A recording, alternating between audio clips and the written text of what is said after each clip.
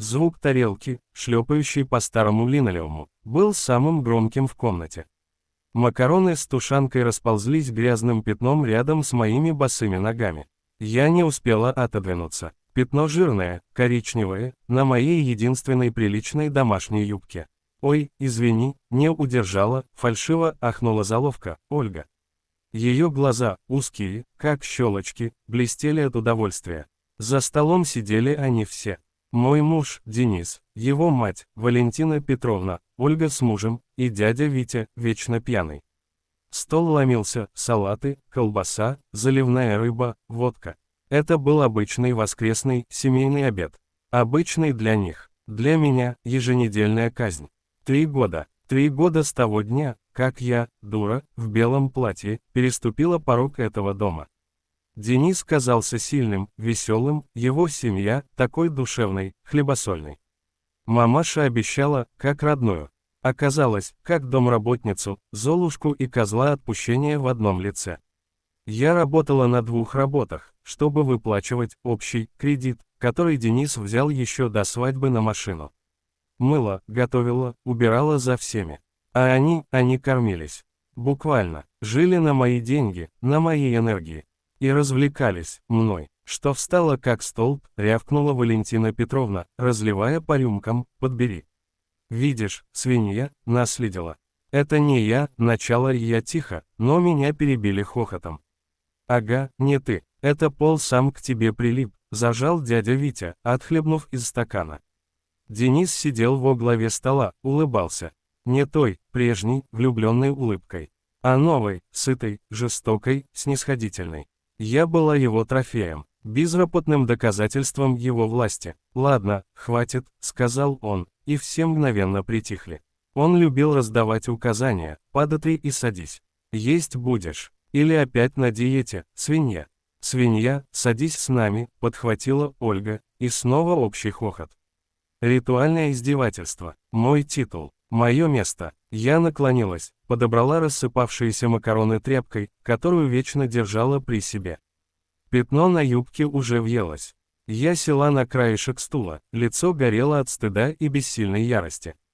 Есть я не могла, ком стоял в горле. «Чё, невкусно?» — прищурилась свекровь. «А кто готовил?»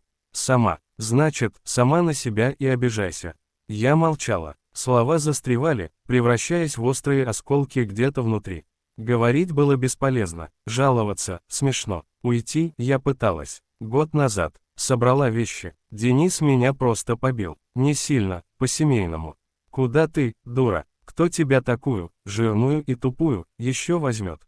А мамаша потом неделю читала лекции о долге жены. О том, что я должна быть благодарна, что меня вообще взяли в такую семью. Я сидела и смотрела, как они едят. Громко чавкают, перебивают друг друга, швыряют кости собаки под стол. Моя жизнь, мой ад, казалось, ему не будет конца. Я умру здесь, у этой засаленной скатерти, и на мою могилу будут приносить объедки. Внезапно Денис хлопнул ладонью по столу. «Так, хватит молчать, развлекай семью, спой что-нибудь. Раньше я пела, любила, для него, теперь это была еще одна пытка. Я не хочу». Я сказал: «Спой», его голос стал опасным, тихим, или тебе напомнить, что бывает, когда ты меня не слушаешься. Я вспомнила синяк на ребре, который он объяснил, случайно толкнул в темноте. Вздохнула и запела, тихо, сдавленно, старую песню моей бабушки. Голос дрожал и срывался, они слушали, ухмыляясь. Потом Ольга начала подвывать. Дядя Витя засвистел, Денис захохотал. «Ну ты даешь, реветь, как корова на забой. Хватит». Я замолчала, слезы, предательские, горячие, потекли по щекам. Я быстро вытерла их рукавом. «О», заплакала, обрадовалась Валентина Петровна, нашла из-за чего. «Живешь как у Христа за пазухой, а она». В этот момент раздался стук в дверь. Твердый, уверенный, не в такт их хохоту. Все замолчали, удивленные. В воскресенье, вечером, гости были не ко двору. «Кто это?» – буркнул Денис. «Наверное, опять. Соседка, жалуется, что громко», – сказала Ольга, – «не открывай». Стук повторился, еще настойчивее. Денис, нахмурившись, поднялся и пошел к двери.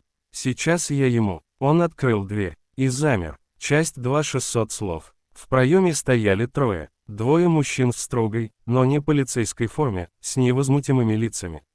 И женщина, моя возраста, в деловом костюме, с тонким портфелем. Ее взгляд сразу нашел меня за столом, сквозь табачный дым и хаос пиршества.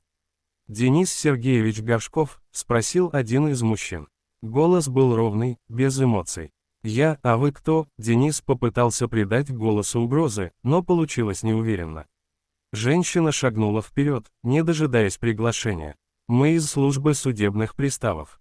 И из опеки. У нас есть санкционированная проверка условий проживания несовершеннолетнего и взыскателя по исполнительному листу». Она говорила четко, ее слова, как ледяные пули, падали в гробовую тишину кухни. Несовершеннолетнего, взыскателя. Они переглянулись, не понимая. Женщина прошла дальше, ее взгляд скользнул по застолью, по моей испачканной юбке, по моему лицу.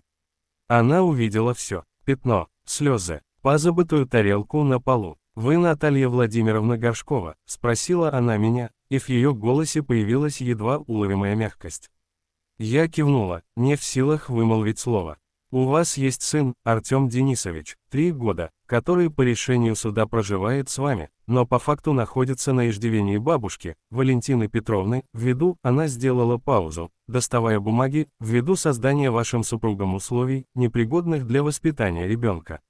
А также на вас оформлен крупный долг по невыплаченным алиментам от первого брака вашего супруга». Воздух с шипением вырвался у Дениса из легких. Его лицо побелело. «Какие алименты? Это ошибка». «Ошибки нет», — холодно парировала пристав, «решение суда есть. Долг накоплен за 5 лет. С учетом пений, сумма значительная. Мы здесь для описи имущества в счет погашения долга. И для проверки условий, в которых содержится ваш сын, поскольку поступил анонимный сигнал о систематическом психологическом насилии в семье». «Анонимный сигнал», — взвизгнула Валентина Петровна, «это она. Это стерва. Она все подстроила». Женщина из опеки даже не взглянула на нее. Сигнал поступил от лица, располагающего аудио и видеодоказательствами. На дисках. Она кивнула одному из мужчин, и тот достал из сумки знакомую коробку с дисками. «Мои диски. Те, что я тайком записывала на старый ноутбук, спрятанный в шкафу. 3 года. Каждый оскорбительный окрик, каждое унижение, каждая их свинья. И побои, и угрозы. Все». Денис смотрел на диски, как кролик на удава. Его бравада испарилась. Это подделка. Экспертиза установит. А пока, пристав обвел взглядом комнату, мы начинаем опись. Все ценное будет изъято и реализовано с торгов. Машина, кстати, уже задержана на улице. Вы не имеете права. Это наш дом, заорала Ольга.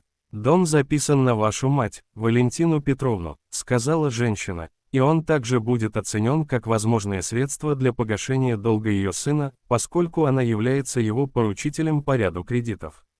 Валентина Петровна ахнула и схватилась за сердце. Театральный жест, но теперь на него никто не обратил внимания. Женщина из опеки подошла ко мне. «Наталья Владимировна, вы и ваш сын можете собрать вещи. Вам предоставлено временное убежище в кризисном центре. А затем, по вашему заявлению, будет решаться вопрос о лишении родительских прав и о разделе имущества».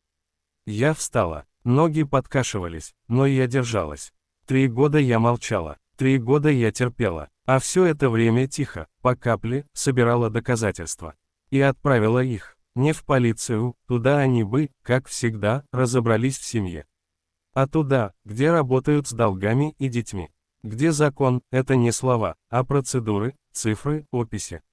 Я посмотрела на Дениса. Он стоял, прислонившись к притолоке, его раздутое самомнение сдулось, как проколотый шарик. В его глазах был уже не презрение, а панический страх. Страх перед долгами, перед потерей машины, перед позором, перед законом, который он считал игрушкой. «Свинья», – прошептал он, уже по привычке, но в его шепоте не было силы, только жалкая злоба. «Звездочка, звездочка». Я не ответила. Я повернулась и пошла в комнату за сыном. За Артемкой, которого они так старались отгородить от меня, чтоб не испортила. Мимо замерших за столом родственников, чей пир так внезапно превратился в похороны их благополучия. Стук в дверь принес не просто проверку. Он принес расплату. Холодную, бюрократическую, неотвратимую. Не кулаками и не криками, статьями и исполнительными листами. И она была куда страшнее любой ссоры. Потому что от нее нельзя было спрятаться за криками «да мы же семья». Семья кончилась. Начался счет.